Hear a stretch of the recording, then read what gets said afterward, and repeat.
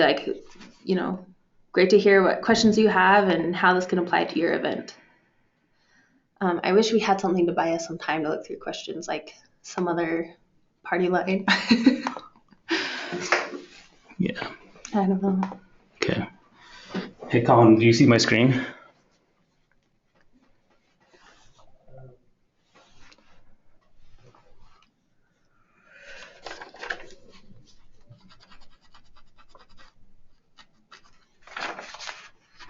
Yeah. Okay.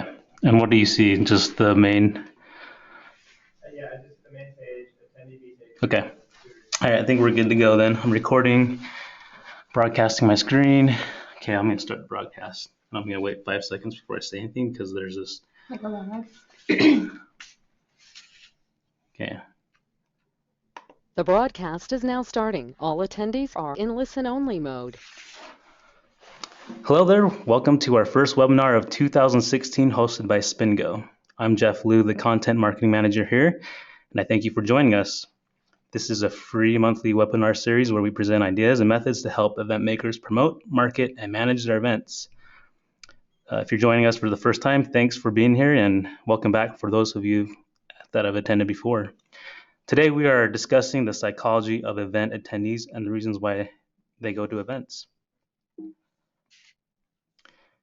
Before we get started, please note that you are welcome to submit any questions or comments you have via the GoToWebinar panel. We'll be having a brief Q&A following the presentation to answer those questions. We're also recording today's session, which will be available later for on-demand viewing. Look out for an email with the video link sometime after the conclusion of this webinar.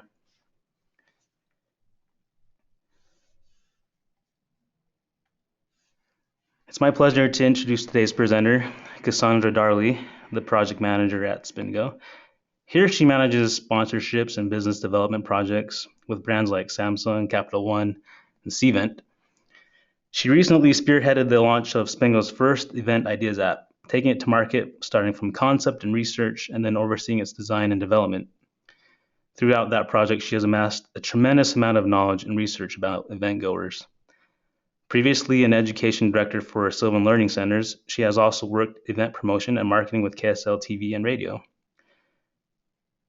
We're going on 3 years since we started working together, and not only is she a joy to work with, but she's so very talented, and I'm excited for you to hear from her. Cassandra, thanks so much for being with us. Great. Thanks for having me, Jeff. It's fun to be able to present some of the findings I've had over the last few years and share with like-minded professionals who are interested in the event space. Today, I want to cover 3 insights about the event goer, starting with 1, the psychology of today's event attendee, 2, some factors in the event attendant's decision, and 3, some ideas of how to tune event marketing to attendee decision patterns. During the last 2.5 years at SpinGo, I've worked on a personal level with dozens of event makers on new marketing approaches. And I've also talked to hundreds of event attendees about why they do or don't attend events. I'm kind of in a unique position because as a young 20-something, recently married but no kids professional, I kind of am my target demographic. But I also am intensely studying my target demographic. So I'm a little bit of the scientist and the lab rat at the same time. So I'd like to start by jumping in a little bit of kind of what that means as me as an event attendee. So like I said, I am kind of, to use a buzzword, a millennial, meaning I grew up with internet fluency, and it's the primary way that I share and consume information. I'm socially active. I've been married for a few years, and I have a lot of friends that are married and single. And on most weekends, I'm usually out and about doing something with my social network. I'm gainfully employed, meaning that I have available income to spend on entertainment and event attendance. And I'm passionate. I play the violin. I play in a little ensemble called Saint Bohème, and we perform pretty regularly. I'm health conscious. I participate in races and outdoor activities, and I volunteer in my neighborhood. I just say these things to kind of show that the things that I do, I really do them. The other thing that I am, like most other millennials, is commitment shy. I'm not quite as bad as some of the others. At least I'm married. But in terms of entertainment, I'm pretty bad as any other 20-something internet consumer. I'll come back to this after a comparison of some recent event attendance experiences. So let's see, last year, 2015, I attended 2 events. The first one, well, I attended a lot more events than that, but I'd like to compare these 2 particular events. The first one was a musician called the Tallest Man on Earth. And here, actually through SpinGo, I found out he was playing in Oakland, California. And I really have enjoyed and followed his music for many years now. I was so excited that he was on the West Coast and somewhere in a relative proximity to me that within probably 30 hours, I had purchased event tickets, purchased plane tickets, figured out lodging for being out in California, and had taken time off work to have a full weekend out there. It was a big commitment of time and money and energy, but very few things could have prevented me from going to that show, and it was entirely worth it. Now to compare that, I also attended the Rise Lantern Festival, and it was kind of a similar experience in that it was expensive. The event tickets were a comparable price. It also entailed an entire weekend, being 4 or 5 hours away from my hometown, and it required time off of work. So it was kind of a similar experience. The main difference was that I had little to no interest in the event itself. Lighting, thousands of lanterns on fire and setting them up into the air is kind of fun, but it's not something I would be waiting months and months for with a really passionate interest. So why did I go? Why did I offer the same amount of commitment in both situations when my interest in the event was entirely different? The reason I went to the Lantern Festival was friends. It was simply a medium through which to spend time with people that I cared about. So people go to events for 2 reasons. One, out of a deep passion or, a very specific interest, or 2, simply to spend time with someone. Usually it's some combination of those 2 reasons, but when it comes down to it, one of those 2 or somewhere on the spectrum are, at the core of every event attendance decision. As an event organizer, it's important to realize that your attendees came because of one of those 2 reasons. This is something we're all probably generally aware of. However, I do think it gets a lot more interesting when we dive a little deeper into how that affects attendance decision patterns. So as I've done some work working with event attendees directly and learning more about what that decision is like to attend or not attend an event, I've noticed a little bit of a timeline.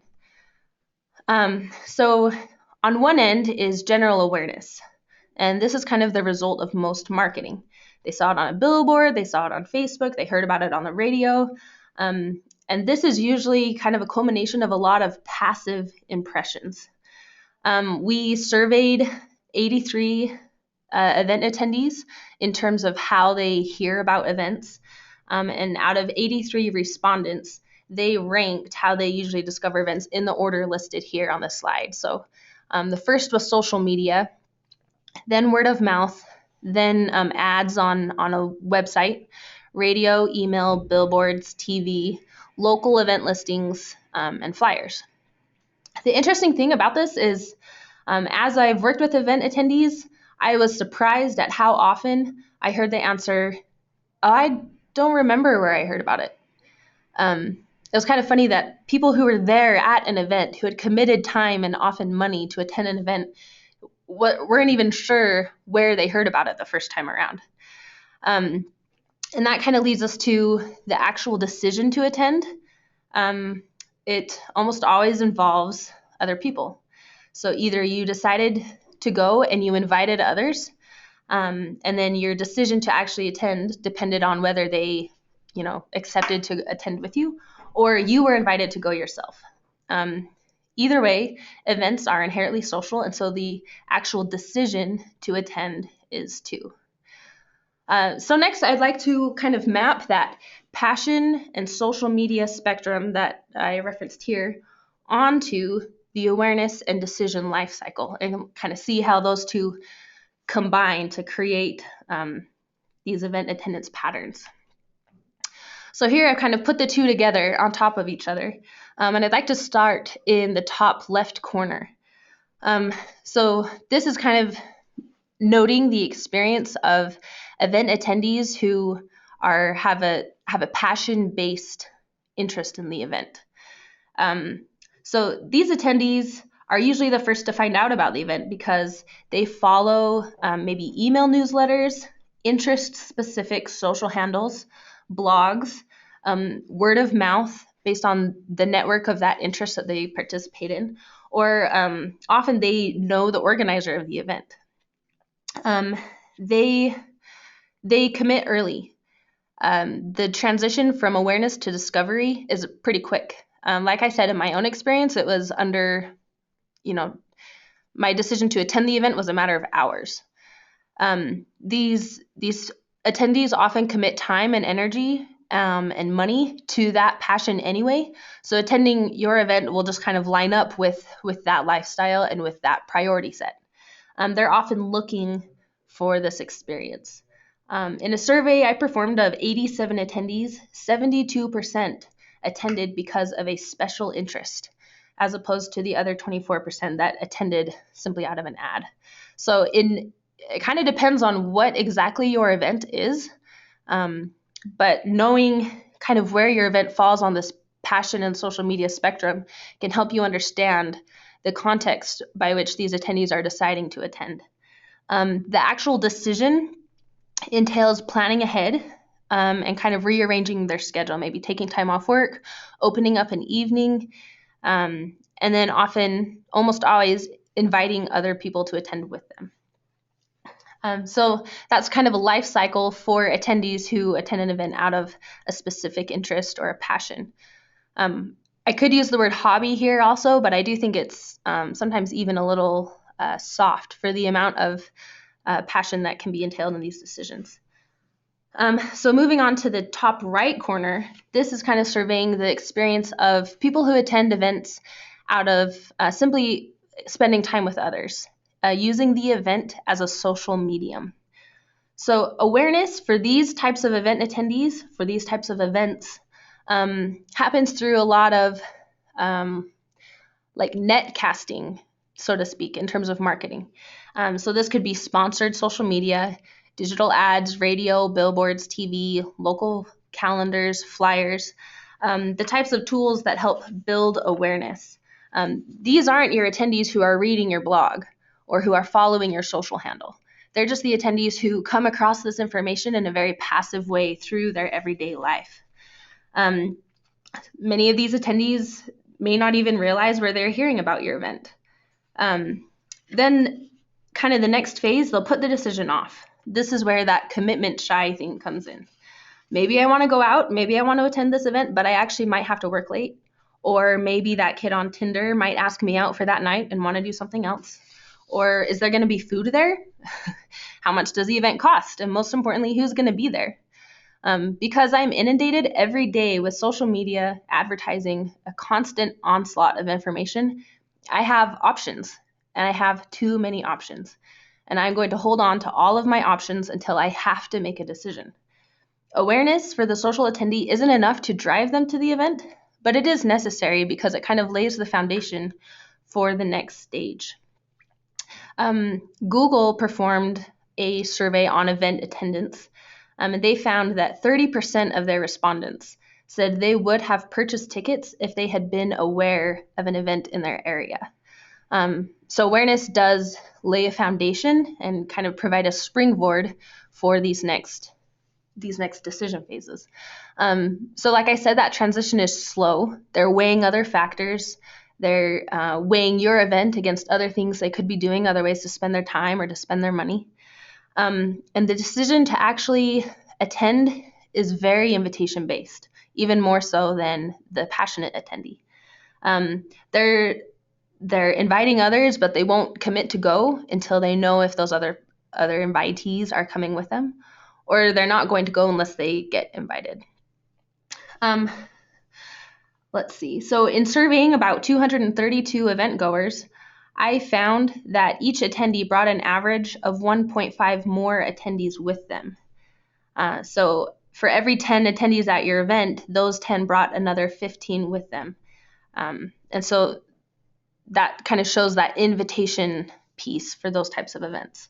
So I'd like to look at some examples of this and kind of see how this metric here applies to actual events. So starting here, this is an event I'm actually partnering with right now. The event takes place tomorrow. And these are comments that I pulled from that event's Facebook posting yesterday. So this is a matter of days before the event. It's a black tie party, and it's targeted to a college crowd. So it's very much on the social medium end of the spectrum. I don't know how many of you have a burning passion about black tie parties. But for me, that's something kind of rare to come across. So let's look at some of these comments. Let's look at some of the psychology of these attendees. Firstly, the top left, Amanda, she says, I'm tempted, but I would want to go with a big group. So she's saying explicitly, I want to go, however, my decision depends on others. Another thing I think is interesting about these is how non-committal they are. Look at how many question marks we see. Oh, sorry. We have Cecilia. She has Brandon with a question mark. Ashlyn K. Griffin, perhaps, question mark. Carolyn Nez says, Brian, what do you think? Megan Harrison says, Courtney, this could be fun, question mark. I mean, it's all over the place. It's very non-committal. It's, hey, I could be interested in this, but I'm not going to commit to go until you and I together make a decision on it. It's very passive and it's very socially based. They could do probably 5 other things that night, but they want to know if they'll have friends there and have that social medium there to attend this event. So then let's compare that to the next event. This is also an event that we work with, and this event is it's toward the end of March. So we're looking at 2 months out. Let's look at the level of commitment from these attendees. First of all, right here in the middle, we have Hector, who already has purchased tickets 2 months out, and not only purchased them, but is broadcasting his purchase and his commitment on Facebook.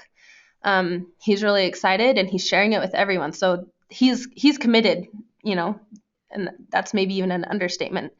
How many questions do you see on this page? How many attendees are saying, will you come with me? I'll go if you go. I don't see that anywhere here. Oh, sorry, and I'll give some context of the event. This is an electric dance music festival. So it's very like techno-based, what a lot of people would even call a rave. So this is the type of event that isn't a passive interest. It's not for everyone. It's kind of a developed taste and a very niche following.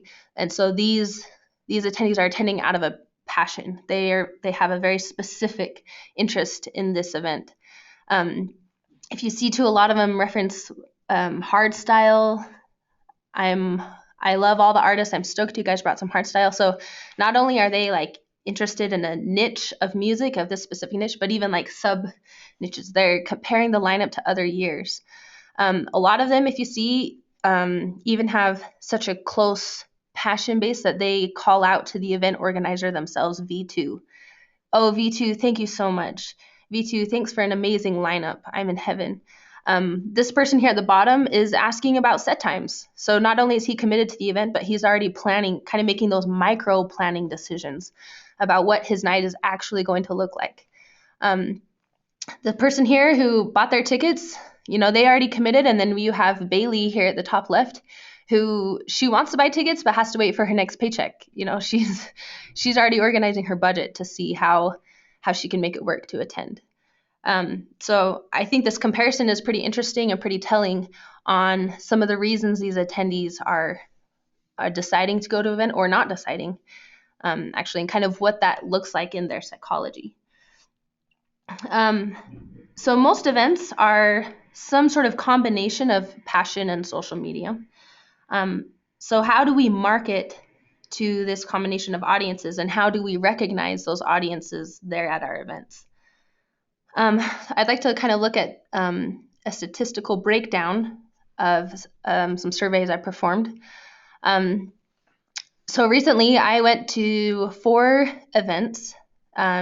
2 were just free local community shows.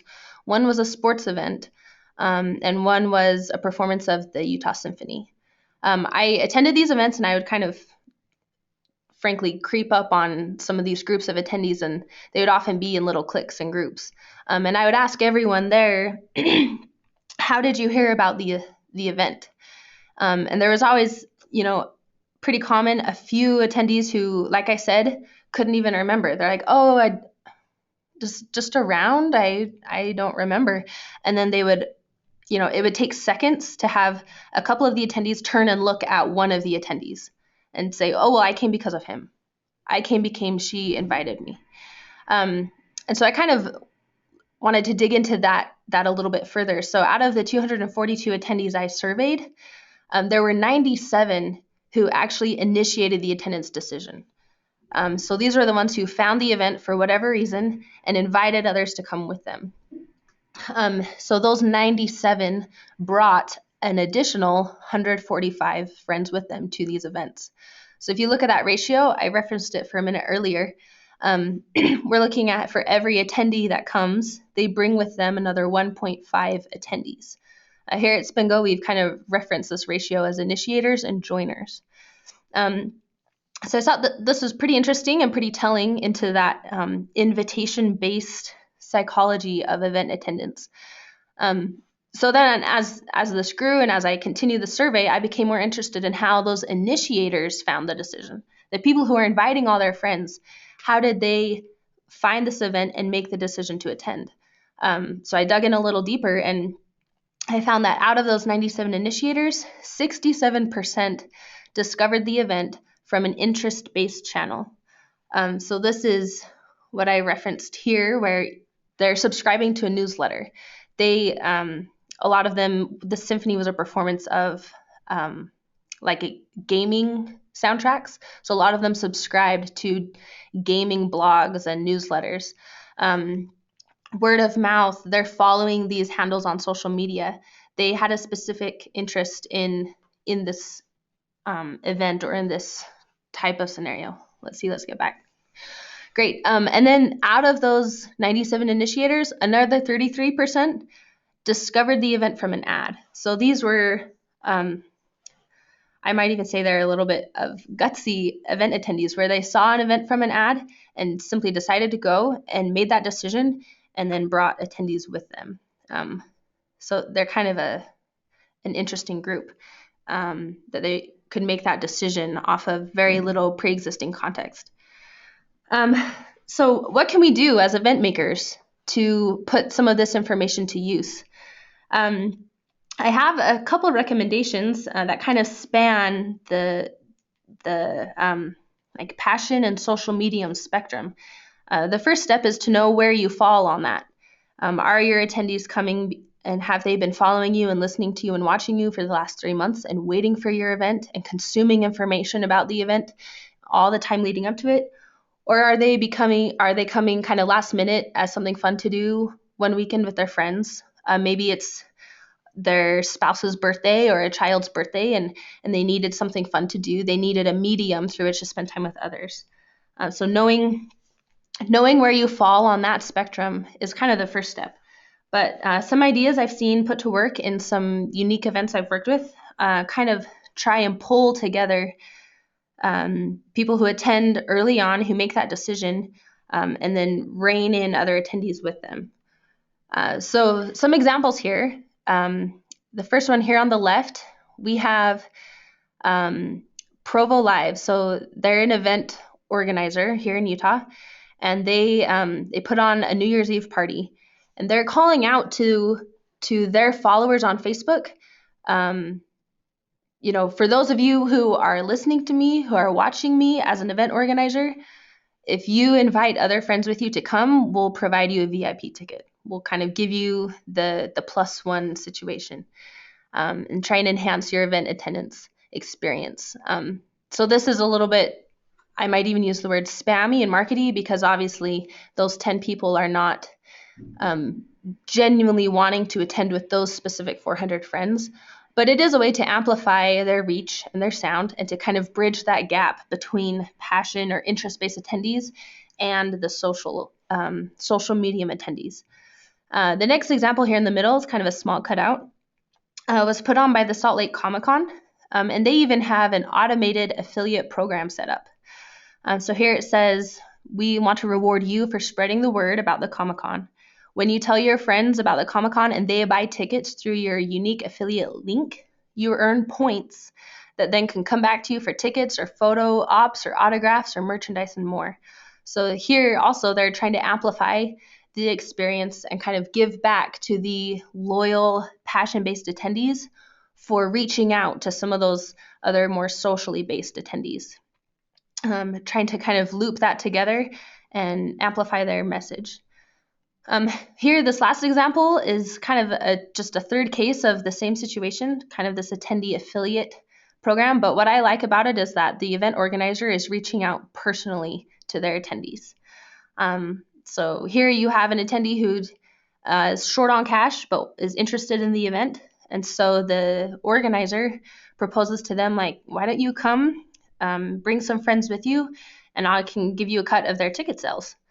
So this is something interesting I think you could do, even just reaching out to attendees or early ticket buyers, and to kind of thank them, maybe offer them a special or unique experience or offering where they can help you bring more attendees and thereby themselves gain a more unique event experience.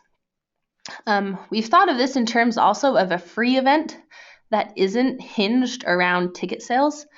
And there's some interesting things you can do there too. I've worked with restaurants where, like if there's a free event, you can call out to some of your loyal, your most interested attendees, and provide them maybe like a free meal at a restaurant or 50% off at a local restaurant. And then everyone who they bring with them to the event gets, an additional 15% off that restaurant or something like that. And kind of the pitch I've used there with the restaurants is that, I'm involved with an event that is happening 2 blocks from your restaurant this Friday night, and I'm interested in partnering with you to bring these attendees to your restaurant to help drive some traffic to you.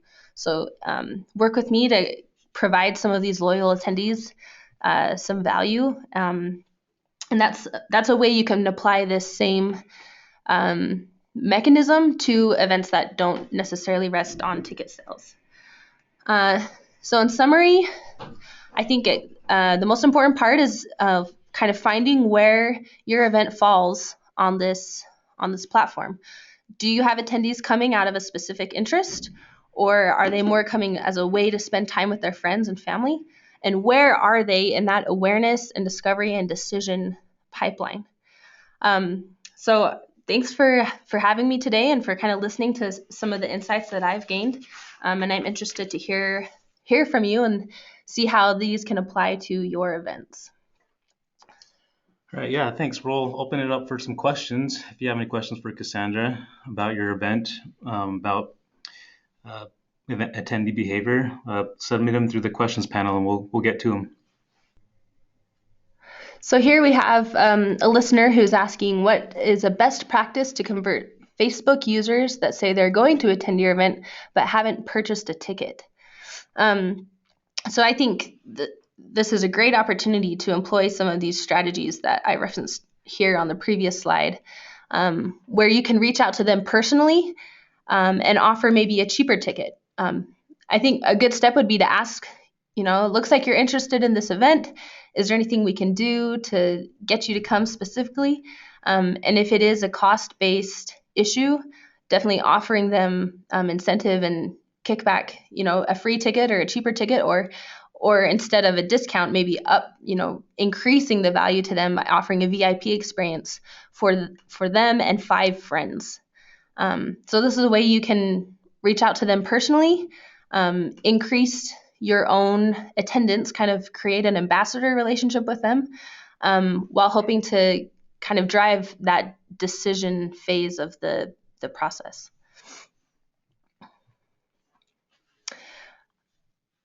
So here we have another question. How about events where people pay at the door, but they're not purchased ahead of time? So I think this a lot will probably rest again on your contact points with your attendees. A lot of that these days will be social media. This could be email newsletters where you're marketing to them, you're announcing your event, and maybe there's something you could do like a survey or reaching out to them personally and asking like, what else would you like to see at this event? And kind of in that conversation, gauge their commitment level and their response to actually deciding to attend your event.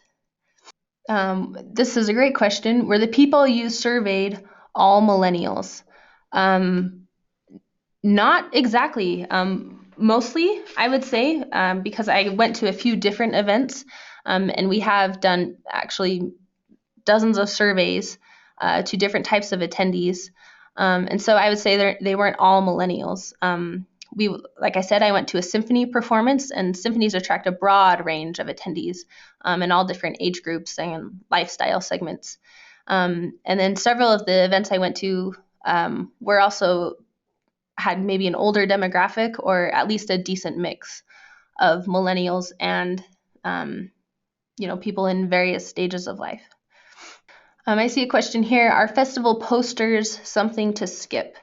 And I think that's interesting because a lot of the conversation today and a lot of what I've covered is centered on digital touch points. But I think event posters definitely fit in. Oh, looks like I closed my own presentation. They fit in the awareness phase. So if your event is something people are attending out of just a social medium, and maybe the attendance, they're just hearing about an event from multiple sources, I think posters can actually be a really effective form of marketing. They build awareness. You see it around town. Maybe you see it multiple times, as you're going to and from work every day. And it kind of supplements or complements what they're seeing online also if you're doing digital campaigns. So I think event posters can be effective, but definitely not on their own. Definitely coupled with other tactics and channels as well, especially just because posters are in that awareness category, which hinges on multiple touch points. Here, this one is good. Do you think this would be applicable to a nonprofit charity event? This is something that I think is pretty interesting. We at SpinGo, we work with a lot of nonprofit charity events, and so I've considered that a lot in outlining this presentation. It depends on what the type of event is. I think getting people to commit time and money to come to an event that they either don't have a specific interest in or doesn't have a very clear value proposition of why it would be an exciting, unique experience for your attendees and their friends. I guess what I'm trying to say is it's, I think, a lot more difficult to convert people to attend an event based on a charity proposition than we might think. And so I'm not exactly sure what the nonprofit charity event is. That could be a huge range of things. But paying special attention to knowing what segment that fits in. Are they attending out of a passion? Is it a nonprofit charity for dog lovers who are